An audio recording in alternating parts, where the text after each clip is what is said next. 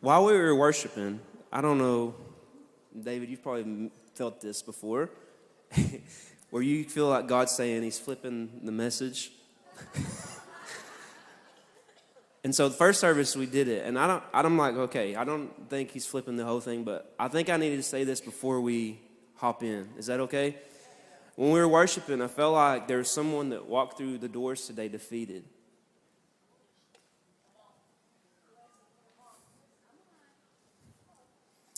You walked into the doors today defeated. Whether it's the first time you've been in a church, but life has defeated you. Life has defeated you. And you came in and all you heard today, y'all ever seen Charlie Brown? Wah, wah, wah, wah, wah. All you heard today since you've been in this building is wah, wah, wah, wah, wah, wah, wah. And you can't receive what the Lord's about to release here in a second. Not because of me. There's nothing special about me. But someone walked in today defeated. Maybe you've never been in church. Maybe you've never experienced the Lord. Maybe you're just going through it right now, going through life. And all you've heard today is wah, wah, wah, wah, wah. I want to tell you something. God sees you.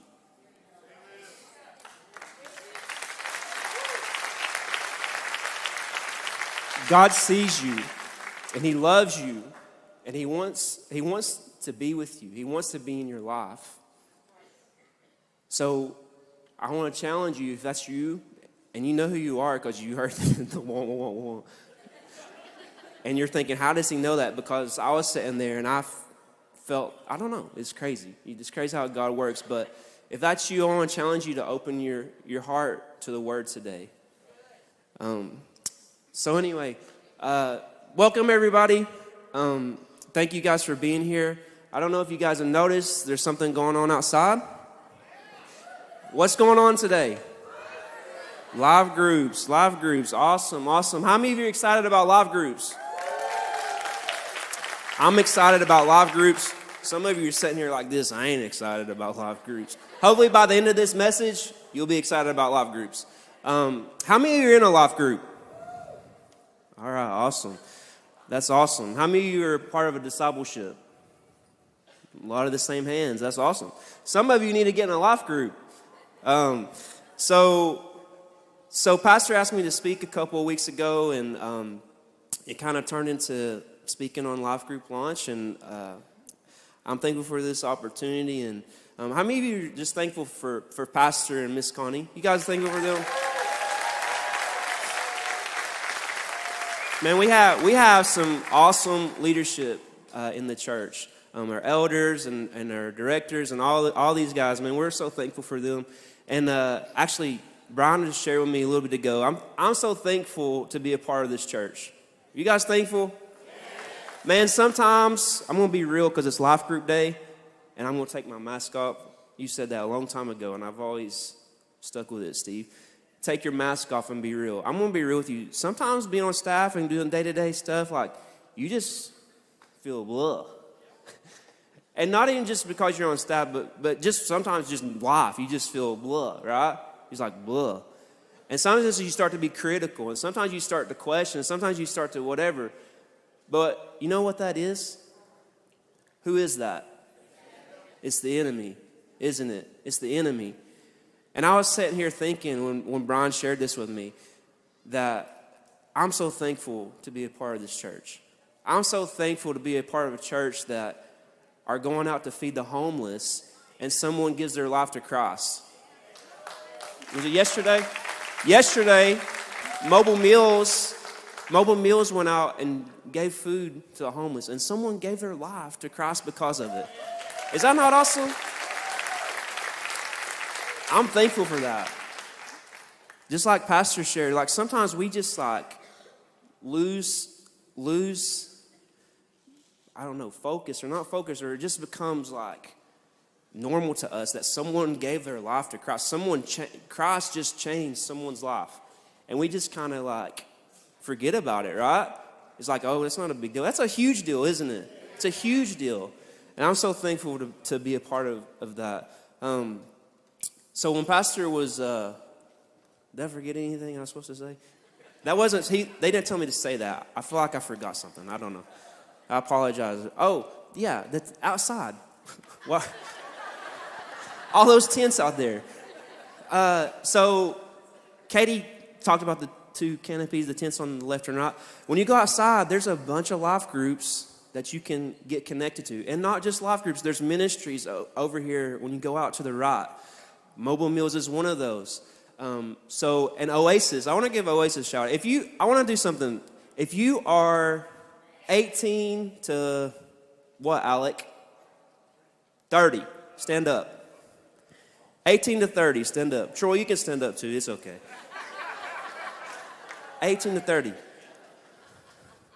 Okay, right after this service, if you're 18 to 30, Alec, are you looking? Hannah, you guys looking? 18 to 30, when you go straight out, walk across the parking lot, that first tent on the right, I want you to go to that tent. Can we give it up for our young adults? Man, you guys can sit down. Or Alec, you may have them stand up and you take a video real quick. Okay, yeah. Okay. Man, I love our young adults. I told Alec and Hannah a while back, I felt like God was getting ready to do something crazy in that ministry. That it's getting ready to blow up. And you guys that just stood up, you need to come be a part of it. It's getting ready to blow up. And I'm excited about it. I'm excited about it. Because you know what? That's who's leading the church. That's who is leading and going to be leading the church. And I know God's going to do something in their lives. And he's already doing it. He's already doing it. And I'm excited about it. All right. So the last couple of years, we've been doing a book in the fall. So the first one we did was, the first one we did when I was here. I don't know if it was a thing before, but in the fall, pastors started wanting to do a book. How many of you were here for Living in Freedom a couple years ago? Awesome. We had it even in Espanol, right, Alicia? Is that right? Did I say that right? Espanol? Yeah. We had the videos in it. It was awesome. And then we did Extraordinary by John Bevere. How many of you were here for that? Okay. And then last year we did Until Unity. How many of you were here for that? Some of you didn't raise your hand between the 2 books, so that must mean you left the church and then you came back. Welcome back to Revolution Church. We're thankful you're back. We're excited that you're here. Welcome back. So, Until Unity by Francis Chan. Man, I love Francis. How many of you like Francis Chan? I love Francis Chan. And then this year we're doing Don't Give the Enemy a Seat at Your Table by Louis Giglio. You guys know who Louis Giglio is? I don't really know who he is. I've heard about him and whatnot. I've heard some messages and he has some really good stuff, but I don't read books. Like, I read the Bible because I'm a pastor and I'm supposed to read the Bible, right? But I don't read books. The only book that I remember reading, like all the way through, was a book that my wife gave me before we got married. It was it was Crazy Love by Francis Chan. And it changed my life. It did something in me that caused me to move to Kenya. And and so hopefully this book is going to cause everybody to go wherever. I'm just joking. So I read that thing. I couldn't put it down. And that was like one of the only books that, I mean, there's others, like some other ones, but that's the one I remember. I just couldn't put it down. And this book right here, I didn't read it. I listened to it. And it came at a perfect time. But thinking about it Until Unity. Man, last year when Pastor asked me to find, like the other 2, like we had it. Like we already picked it out. He put it on me to find it the next time. And I'm like, I don't even read. Like, what am I going to do? So I started asking people, I was like, hey, what's a good book we can do for life groups? And nobody had anything. And so I started praying. I was like, okay, God, you're going to have to do something, because I was like, look, we can do the book of James. I mean, I don't know. And so I started Googling, and like, I saw Francis Chan wrote a new book. And it was Gary come out with study guides, and it was like the perfect timing, like right when we were starting groups. And man, was that not perfect timing on God's part? He was already doing something, because what happened at the beginning of this year? Wake 21. Is that not crazy? And God was already working on people's hearts, and he put all that together until unity, until we become one. That's when the world's going to know that the Father sent him. And then this year, is it came at a perfect time in my life. And I shared a couple of months ago that I was struggling with depression, and I had no reason to. Like, it just came on me. And it was just like this dark presence that just come on me for no reason. I had no reason. I have an awesome family. I have an awesome relationship with my wife. Awesome job. Awesome kids most of the time. They're in here. I'm pick at them a little bit. And I don't know. It just would hit me for some reason. And you start listening to that voice. You're not good enough. They think this about you. They think that about you. You did this. You did that. What is that? Whose voice is that? The enemy. That's the enemy's voice. And man, when I was trying to find the book, God was already talking to me about the table and what the table represented. And when he was talking to me about it, I started studying a little bit about church history. You guys anybody study early church history? Pastor Adam, I know Pastor Adam does. He can come up here and fill in the blanks. I'm totally going to butcher this, but he could come up and tell you what really happened. I'm going to tell you what happened in my head. So he started talking to me about the table, and everything I listened to had the table in it, the communion, the Lord's Supper, whatever you want to call it, and it was bringing that up. And then I came across this book, and it was yellow, so it caught my attention. It didn't take much. It was just bright yellow. I was like, oh, that looks cool. And I said, I've heard of that guy. He was at Passion with the young adults when we went down there, so he must be okay. So I listened to the book, because I don't read. I listened to it. And it started changing my mindset, because when we get into it, you guys are going to start to see that voice that you hear, that's the enemy. And what you're doing is you're allowing him to come sit at your table. When you start giving into those thoughts that he's given you, you're not good enough. The person that walked in today, that you walked in defeated already, that's the enemy. Don't give him a seat at your table. I don't want to, if I keep going, Pastor's not going to have anything to preach the next couple weeks, so I'm going to stop there. But that book came in the perfect time for me. And I started doing the early church, why do I believe what I believe? Do you guys ever question that? That's why I like Francis Chan so much, is because he questions why he believes stuff. Why do I believe it? Is it because that's what I've been taught, or is it because it's what I know? Something that Pastor said one time was, I think he said it up here, I know he said it in the staff meeting a couple of times. He said, if you still believe what you believed 10 years ago, then you might not be in the Word enough. If your views on stuff hasn't changed some, that doesn't mean that you go here and there with all these teachings. That means you start to know God. Not just know about him, but you start to know him. You start to have that intimate relationship with him. And he starts to change how you think. He starts to change how you view things. Man, God has changed so much in my life the last, 12 years, 13 years, 14 years of how I think. How I even think what church looks like. Man, before you wouldn't find me here. Because I had a view of what church was. Not because of the church I came from or because of what my parents told me, it's because it's something that I formed in my mind, that this is what church is supposed to be. I'm going to get to Chris a little bit. It's funny, I'm getting ahead of myself, but I see Chris over here. Did you hear it earlier? Did you hear any of it? Okay. So early in the church, that's what brought the church together, was the table. They came together and had communion and broke bread and fellowship together. And it wasn't until it wasn't, a lot of times people will come to church for the what? The pulpit, right? And the pulpit's important. But you really, in the early church, they had a pulpit, and in the temples, they had this thing they read the scrolls from, but it wasn't really the way we use it today. And when you start researching that, and I'm not preaching against the pulpit, so don't think that. The pulpit's important. But when you start reading the early church, that's not, they came to the temple and they came to the apostles' teachings, but the table is what brought them together. And we're going to look at that here in a little bit. But it's around 250 AD that you read the first time the pulpit's even mentioned with the church.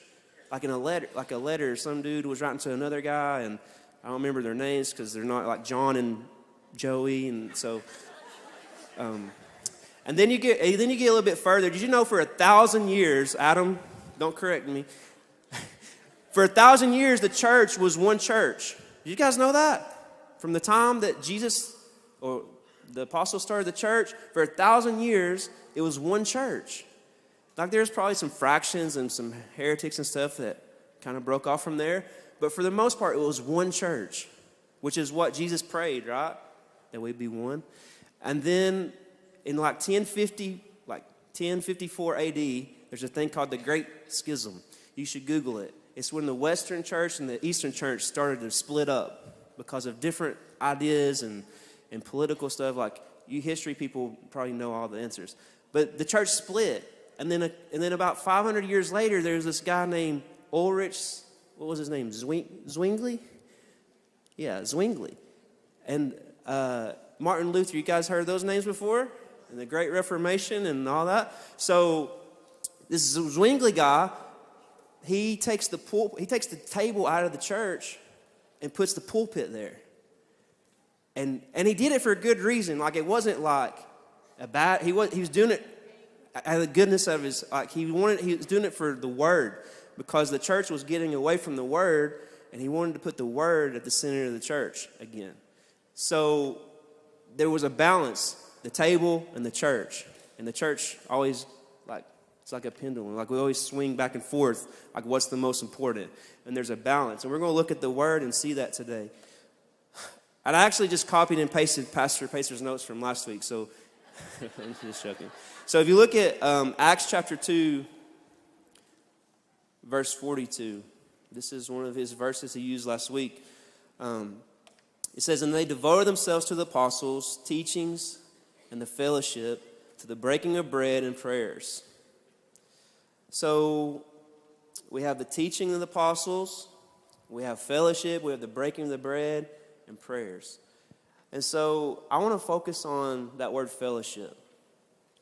That word fellowship, I started studying what that word meant. And we see that when you look at it in the Greek, it says that the word fellowship is koinonia. Now, if you're a Greek scholar and I said that wrong, I'm sorry. Like, that's the best I could do. Koinonia. Everybody say koinonia. Now the whole church said it wrong, so, all right. So koinonia was used like 20 times throughout the New Testament. And you see like, you see different ways that it was used. Sorry, every time I pause, I'm thinking I'm moving too much, and the camera guys are probably like, that's why I paused. I had that thought in my head. I'm going to try to stay still. So, koinonia. So, Paul and other writers use this word different ways. So, one of the definitions for koinonia is the share which one has in anything, participation or partnership. The second part is intercourse, fellowship, intimacy. And the third part is a gift jointly contributed, a collection, a contribution. So this word was used different ways. And did you know, like our English language, like when you have a Greek word, sometimes there's not one English word that describes that Greek word. Do you guys know that? Like our English language is sometimes limited to describe what these Greek words actually meant. That's why it's important to kind of dive into that a little bit. And I know it gets confusing and anyway. So this word koinonia, it was used different ways, like a contribution. Paul sometimes used it as a partnership in the gospel. And here in Acts we see it being used as a fellowship, which is talking about that fellowship of intimacy. So the church in Acts, the early church, they were coming together for the teachings and for fellowship, for the intimacy, for the breaking of bread at the what? Table and prayers. And so we see that here, that intimacy, that koinonia. And you know, there's verses throughout the New Testament that talks about that relationship between us and Christ, that intimacy, that koinonia intimacy. And he wants that with you. Do you guys know that? this blows my mind. Sometimes when kids come out here to the tent and when they give their life to Christ or they're asking questions, sometimes adults too, because this blows my mind. I think about this sometimes. The creator of the universe. Stop right there for a second and just think. The creator of the universe. The creator that created all of this wants a relationship with you. Wants a relationship with you. Not just a high-five relationship, a koinonia relationship, an intimate relationship with you. He wants to know you, and he wants you to know him. If you look at verse 46, it says, and day by day attending the temple together and breaking in bread in their what? In their homes. How many of you have a couch? You guys are lying. All of you have a couch. How many of you have a couch or a chair or somewhere or something? A box. How many of you got a box? Hold on, keep your hands up. I'm trying to get a visual of this. How many of you have a couch, a box, a chair, something? You guys are perfect potential life group leaders, okay? Meeting in their homes. Meeting in their homes. So it says, and day by day, attending the temple together. So they came together in the temple, sort of like what we're doing. And they also broke bread in their homes. Where do you think they broke the bread at? At the table. That's important. It says they received their food with glad and generous hearts. So Pastor mentioned last week that he mentioned a couple of different things, that the early church was this, and this, and this. One of the things that he mentioned was the early church was a what kind of church? A home group church, right? The early church was a home group church. So the early church saw that importance of koinonia. They saw that importance of that intimacy, that fellowship that we're supposed to have amongst each other. I want to look at something in John 17. You know, when my wife and I were living in Kenya, we'd come back some and visit, and sometimes we'd come talk to Pastor Pacer. And I think I've shared this before. It might have been at the discipleship thing. I don't remember when I shared this, but we're out in the foyer one time, and we were meeting with him, just sharing some struggles, actually, with things going on in Kenya. And one of the things that he read to me was in John 17. In John 17, when you read that, that's Jesus praying. Do you know Jesus prayed for you? Think about that. Jesus prayed for you. Jesus prayed for you. Is that not crazy? The creator of the universe wants a relationship, and he prayed for you. What? That's crazy. And it is a good crazy. So in John 17, when you keep reading, Pastor was mentioning making sure you have that John 17:4 moment. You can read 17:4 on your own time. But in John 17, verse 20, it says, I do not ask for these only, but also for those who will believe in me through their word, that they may all be one, just as you, Father, are in me and I in you, that they also may be in us, so that the world may believe that you have sent me. So how is the world going to know that the Father sent the Son?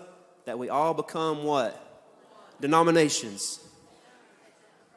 That we all become cliques in the church. That we all become what? One. Okay, I want you to look at your person beside you and say, well, I don't know what you could say to him. Say hello. Say hello today.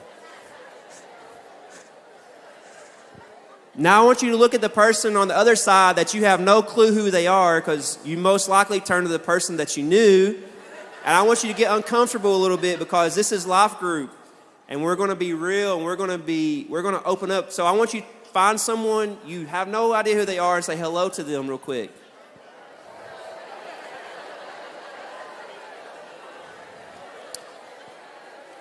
For 11, that means you also. Don't sit there and just look at the screen. I want you to say hello to someone at the campus down there.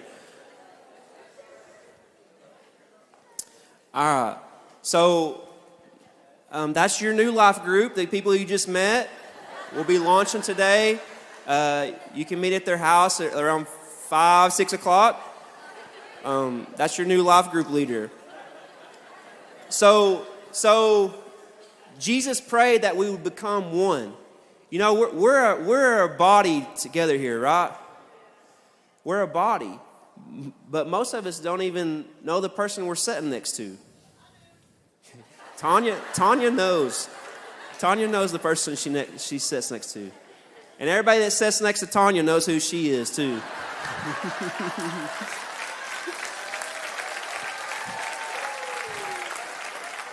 I'm messing. I love Tanya. She's awesome. I want to talk to you about something real quick. I want to be real. As Steve Harper would say, take your mask off. There's people that you're sitting next to that you think, I don't need them. Like you have that, like you might not be like thinking it, but it will cross your mind at some point and you think, I don't need them. I don't need them. Is that true? No, I mean, is that true that we have those thoughts? Yeah. Yeah, it's not true that you don't need them, but it's true we have those thoughts. We think that we don't need them. Like they had no value to my life. We do that, don't we? We do that. There was a time before, like we had just, I don't know if it was if we were visiting, when we first started coming here, but there was this guy named Chris. And I don't know, I think some of it was just my past, like how I viewed church and what church was supposed to look like. And I saw Chris up here, and I was like, I like this place, but I just don't know about that guy. I just don't know about this guy. I just don't know. There's something I just don't know about him. And you know what I learned? Is that when I leaned in and got close, my view of that changed. Like there's people you're sitting close to right now that you could probably reach and touch that you just think, I just don't know about this person. And some people are like that. Like some people, there's just something about that person. But for the most part, like when we lean in and we get to know the person, like it can change your mind. That's like our churches today. Like until Awake 21 happened, like Revolution Church had these rumors out there, like crazy things, like they just didn't know about us. And it's partly because our snake handling service is at 11 o'clock. I was telling my parents are here. I always joke with them. They attend my former church, New Hope Baptist Church, which I love. I love Pastor Mike. Yeah. I know Terry Wilson has been going there quite a bit on Sunday nights too. I don't know where is he here today? Yeah, there he is. So, and I love that. I love that we can go to other church buildings. We can go to other church buildings. But before, you know, there was people that wasn't sure about Revolution, partly because of rumors. Like if you've never heard Adam's story, was it your grandmother or something? You need to go talk to Pastor Adam. It was told somewhere. Where was it told? Was it told? You told it? Okay. So if you haven't heard it, you need to go see Brian and Adam. It is hilarious. And that's partly why the rumors get started. But it's something about a goat and sacrifice, and like we were doing it here. And you got to hear the story. I can't tell this story. I can't do it justice. But it's hilarious. But it wasn't until Awake 21 that some of these pastors got to meet our pastor and our leadership and start to realize, wait a second, we got something in common. And it wasn't until I came on staff, and it might have been a little bit before. It wasn't until I came on staff and we were going to a conference in Atlanta, and I got on the same van as Chris.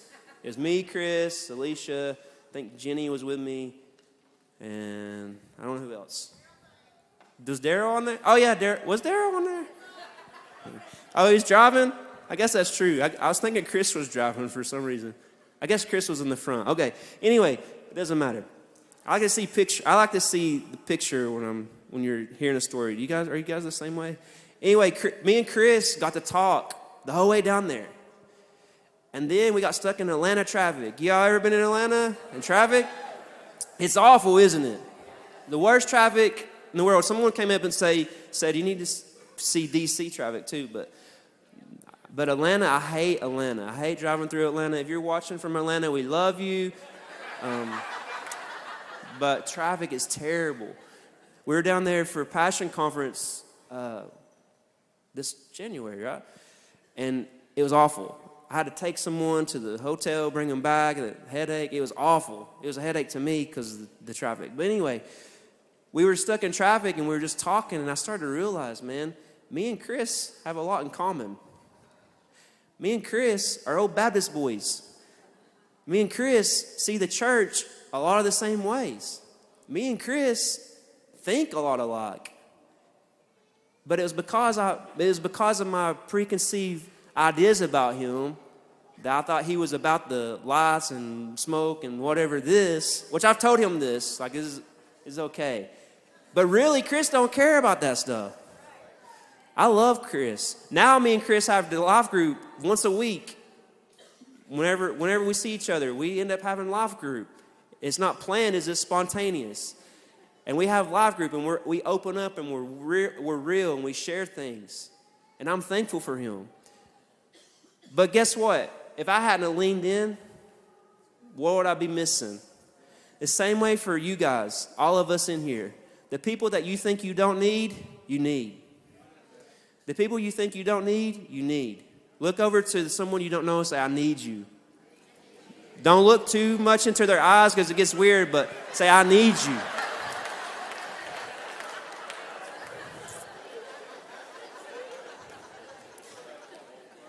Hey, something about Michael Jr., I'm going to say this and then I'm going to mess it completely up with Chris, but Michael Jr. was saying something about the white boy high five. And mine and Chris's high five is always like on point. Like, it's mostly because of Chris. It's not because I don't have any rhythm, but me and Chris's high five, like, it's good. If you weren't here at Michael Jr., you have no idea what I'm talking about, and it doesn't make any sense, but it's okay. But let's look at John chapter, or no, not John, 1 Corinthians 12.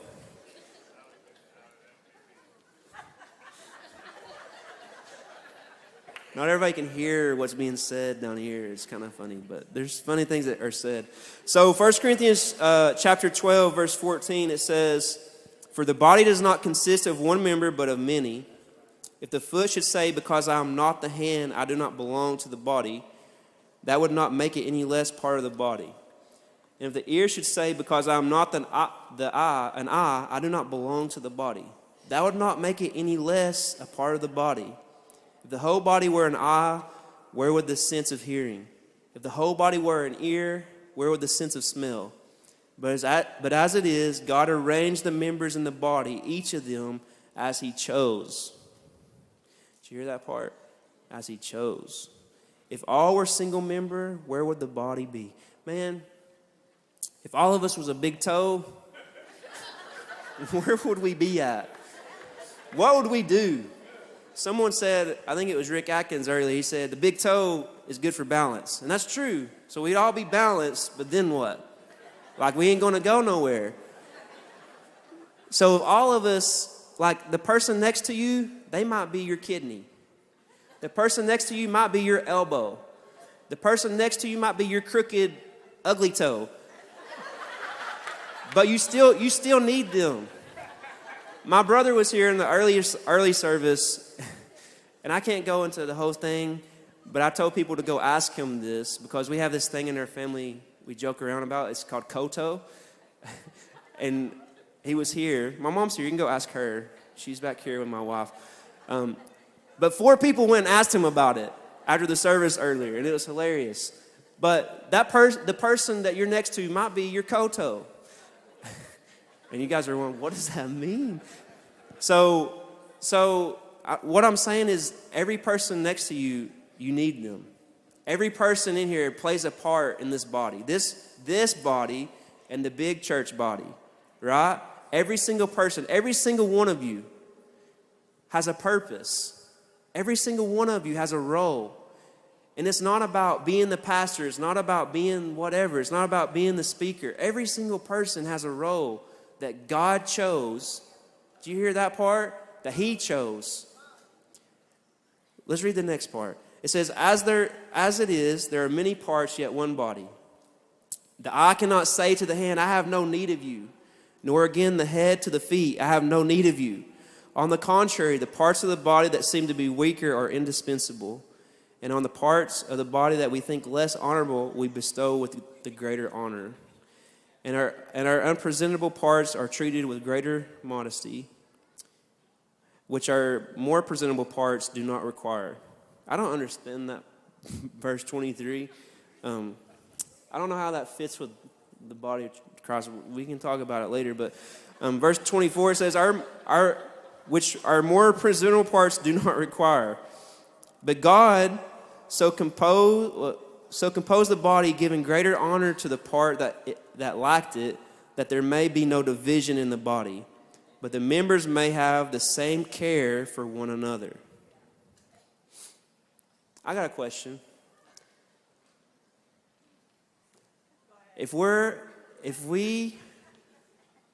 just anywhere, McDonald's, I don't know, Aubrey's, because Pastor's going to be there.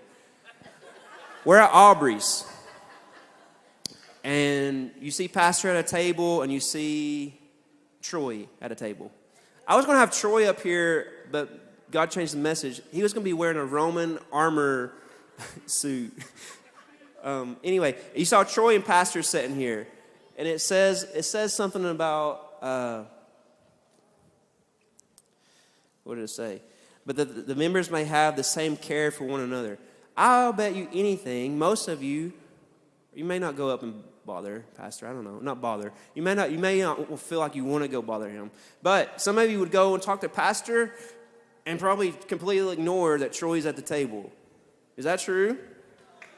Partly because you don't know Troy, but partly because as we show honor in these levels, these parts of the body, that maybe we're not doing it right. Is that true? We show honor to Pastor, but what about the people that are here that are cleaning the church every week? What about the people that helped me this morning set up all those tents and tables? Man, that couldn't have got done today without them. But we don't, but our culture, we show honor to the person that has this thing. Is that true? But this right here is backwards. I don't know if you've caught on, but in Christian world, everything's upside down. Jesus said, I came to serve, not to be served, right? And that's the same way we should be. But it says that we have the same care for one another. If you're a part of this body, I should care more about you. I should care as much about you as I care for Pastor. Is that true? It's the same thing. Look at your other neighbor that you've not talked to yet and say, I care about you. I care about you. Verse 26 says, if one member suffers, all suffer together. If one member is honored, all rejoice together. Now you are the body of Christ and individually members of it. This part right here, when one suffers, we all suffer. That's how it should be. But a lot of times, we don't even know you're suffering until you post it on Facebook. It's true. And that makes me, I want to ask you, if you're not connected to the body in a life group or discipleship, or you've not let anyone know at the church that you're suffering, how is the church supposed to know? They don't. So I want to encourage you, make sure you're connected to the body. Make sure you're meeting with someone. Because you need them and they need you. Some of you are sitting here thinking nobody needs you. That's a lie. That's a lie from the enemy. Don't give him a seat at your table. That's a lie. Something that I love about I watch True Purpose a lot from a distance, and I watch these guys. And something about their relationship with each other is awesome.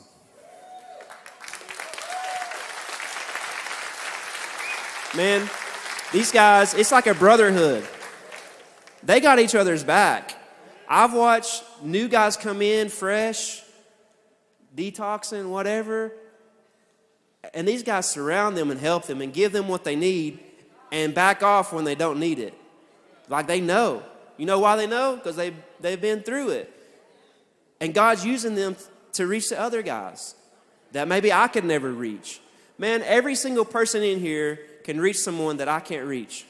Every single person in here can reach someone that pastor can't reach. Every single one of you have someone that God wants to use you to reach them that nobody else can reach, because nobody else has your story. Nobody else has your background. Nobody else has your struggle. And God wants to use that to reach other people. So don't get it in your head that you're not needed. You're needed. You're needed. Every single one of us is needed.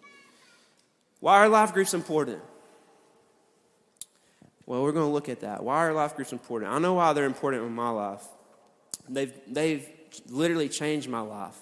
Before I even knew what life groups and small groups were, having that fellowship, that koinonia with other guys when I was younger, changed my life. Looking at this first part, it says life groups spur us to good works. Some versions say stir up to good works. When you look at Hebrews chapter 10, verse 24 and 25, it says, let us consider how to stir up one another to love and good works, not neglecting to meet together as the habit of some, but encouraging one another, and all the more you see the day drawing near. So when we meet together, it helps stir us up. You ever been in a group or around someone that was just on fire? And then what did it do to you? It starts to stir you up to also want that. I was telling in the early service, the first life group that I was in here was led by Joey Letterman and Chester Richardson. Yeah, Joey, yeah. Hey, Joey was one of those guys. Well, there's a lot of guys. I shouldn't do that. All of you guys that helped me, but Joey was one of those guys that helped out this morning. And you wouldn't, like, Joey's an awesome guy. I don't know if you guys know Joey, but Joey's an awesome guy. So in that group, you ever had one of these moments where, there's two things about this group I want to say. You ever have one of those moments where you feel like you stepped out of your body and like you could see the room in a different way? Like, it sounds weird, but it was one of these moments where I was sitting in our life group and I was looking around the room and I started noticing that not one of us has the same background. Not one of us, here's another one, Scotty Reed. Not one of us looked the same. Not one of us talked the same. Not one of us came from the same lifestyle.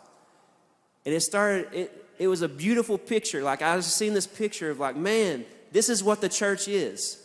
This is what the church is supposed to be. It's not supposed to, everybody look the same. It's not supposed to be everybody talk exactly the same way. Because if you talk like I do, you're not going to win a lot of people that you could win. Like, they're not going to understand you, partly because of my bad English and all that stuff. But that was something that was just awesome to me. That's when I started appreciating this church when we first started coming. I just noticed that, man, this is awesome. This is a group of guys that don't have a lot in common other than they want to meet and talk about Jesus. And that was awesome. And something else in that group, there was a guy in there. I don't know if he was there at the beginning or came later. His name's Michael Brock. He's here today. And I remember he would come in and he was on fire. And it was in a time in my life where I wasn't on fire. And you know what his being on fire did? It started to stir me up. It started to spur me on. And that's why we need each other. That's why life groups are important, is because it spurs us to good works. Another reason, life groups hold us accountable. How many of you hate accountability? That's another reason, True Purpose, you guys have accountability partners, right? You know why they have partners is because it works. Like, they get it. That's what works. Accountability works. I had a group of guys that we met together. Well, let's read the verse first and I'll tell you. It says, in James chapter 5, it says, therefore confess your sins one to another and pray for one another that you may be healed. The prayer of a righteous man has great power as it is working.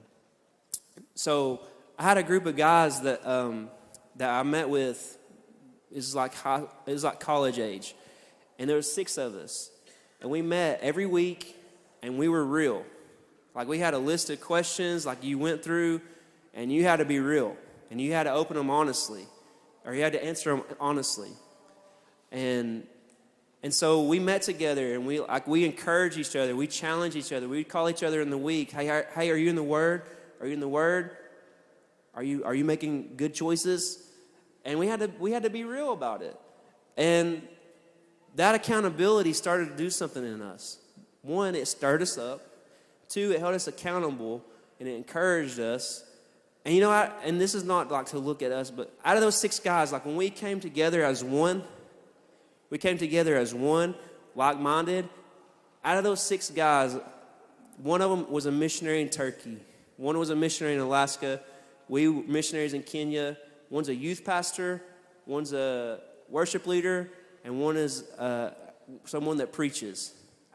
And I'm not saying that all of you are going to move to Turkey, like if you join a life group, but when we come together as one and we start to stir each other up and encourage each other, God can use that and hold each other accountable. Third thing, it says life groups help us when we're struggling. Is anybody struggling? Has anybody struggled before? Some of you don't know how to be honest. How many of you struggled before? Man, some of you are struggling today. I'll ask you when you come in through here, good morning, how are you doing? How you doing, Kat? I'm good. Stephen Dees, how you doing today? Great. Blessed and highly favored. Yeah. That's our churchy answer, isn't it? That's not your real answer, is it? I mean, it could be your real answer today. I don't know. But sometimes you've been fighting on the way to church. Me and my wife never fight on the way to church. You know why? Because we don't ride together. And we wouldn't be fighting with each other. You know what we'll be fighting about? The kids. Get them buckled. Let's go. We're late. Let's go.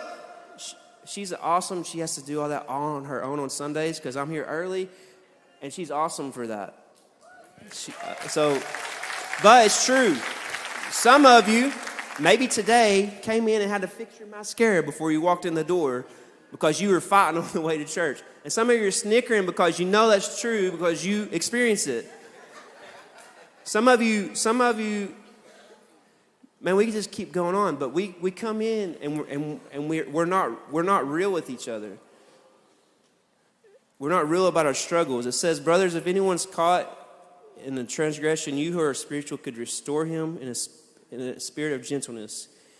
Watch on yourselves, lest you be tempted. So that goes back to the accountability part. In verse 2, it says, bear one another's burdens, so fulfill the law of Christ. Man, we don't like to bear other people's burdens, do we? In our culture, it's all about me. It's all about me. It's all about what I want. It's all about what I need. But that's what the Christian life, it's flipped upside down. It's all about others. There's a scripture that says that we should put others' needs before ourselves. I paraphrase that. I don't know off the top of my head. But we're supposed to put others' needs and wants and desires before our own. That's hard, isn't it? But that's what we're called to do. We're called to bear each other's burdens. One of my life groups here, when I had COVID last year, I didn't even believe in COVID, and it almost took me out. And so, during that time, like when I really got sick, I ended up in the hospital. Early service, I was telling, when I was in the hospital, you guys ever seen Impractical Jokers? So I love that show, and it's hilarious. And I was watching it in the hospital, and I started hallucinating, like the TV started doing what I was thinking. And then they started waving at me, and it was crazy. I don't know if it was the medicine they gave me. I don't know what happened. It was crazy. Someone in the early service said, "Are you sure that was COVID?" And I was like, "I don't know." But when I was sick, guess who was there to bear our burden? My life group. My life group was bringing us meals. My life group was checking on Jenny. Hey, you need anything? You good with the kids? My life group was there for me. Life groups are important when you're struggling. There's a reason why Jesus didn't send them out by themselves. He sent them out 2 by 2. There's a reason why Paul, every time you read his letters, he's with people. There's a reason why he's calling, send me so-and-so, because they're useful to me. There's a reason for that. Because we're not meant to walk this life alone. If you're walking this life alone, you're struggling. When someone comes out to the tent after they give their life to Christ, I tell them, your life's about to get hard. It's not what you want to hear when you come to Christ, but it's true. It's going to get easy in one part, and it's about to get hard in another. It's easy because you got Jesus now, but it's hard because everything's about to change. And you need someone walking with you through that change. Otherwise, you're not going to make it. If you're trying to walk this life alone, you're not going to make it. The Bible tells us that we have an adversary who's roaming around like a roaring what? Seeking whom he may devour. He wants to destroy you. When you watch the National Geographic on TV, the female lions, they're chasing the zebras and impalas. They don't get the one that's way up front with the pack, do they? Which one do they get? The one that's struggling behind. The one that's weak. The one that's alone. The one that's got separated from the group. And that's what happens to us. That's what happens to me. When I don't meet with other believers, when I don't meet with my discipleship, when I don't meet with my life group, I struggle. You guys struggle when you're not meeting with people? I struggle. I need them in my life. I need them. And someone needs you. Someone needs you in their life. Someone needs you in their life group. Someone needs you in their discipleship. Last point, life groups helps us grow. In Proverbs 27:17, it says, iron sharpens iron, and one man sharpens another. Man, how can you grow if you're walking alone? When we meet together, and I meet, man, when I was discipling some guys, I'd learn more from them, and these are new, never been in church believers, and I learned more from them than they probably learned from me. How is that possible? Man, we were made to walk with each other. In the very beginning, God said, it's not good for man to be alone. So he sent Adam someone, right? From the very beginning, we were not meant to walk alone. From the very beginning, God desired us to have that koinonia relationship with other people. From the very beginning, he wanted us to be intimate with other people. I want us to think about something as we're getting ready to finish up. So we have around 70 life groups that I know about. There's some like secret society life groups that nobody's telling me about. Like every once in a while I hear about them and I'm like, how do you get into that? Like who's leading it? It's kind of weird in a way, but so the best I can gauge is we have around 70. That's not counting our discipleship. But if you took 10 people and said that's the number in a life group, and let's say we have 1,500 people that come on a weekend. 411, you have 80 to 100 every week. How many life groups does 411 need? 80 to 100. If you divide it by 10. 8 to 10 life groups, they need that. If we have 1,500, let's just say 1,500. We need 150. We have 70. We're probably over 100 when you add discipleship. So we're doing better than what we think. But than what I think. Sorry, not what we think. What I think. But I was thinking about just after the first service, so we need like 50 more. Actually, we need 47 more because after first service, 3 people came up to me and said, hey, God's been talking to me about leading a life group.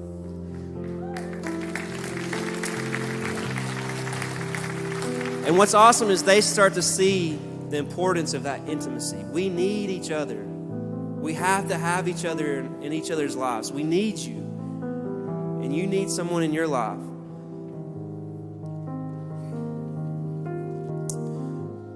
So last service, when we were closing, I felt like God told me to share this. And it was in Isaiah chapter 6, and we were singing about it. And Chris touched on it when he was sharing his testimony about his son. And we were singing that song about how the train fills the temple. You guys know what that train is? That train represents all the battles that the Lord has won. Did you guys know that? That train that fills the temple.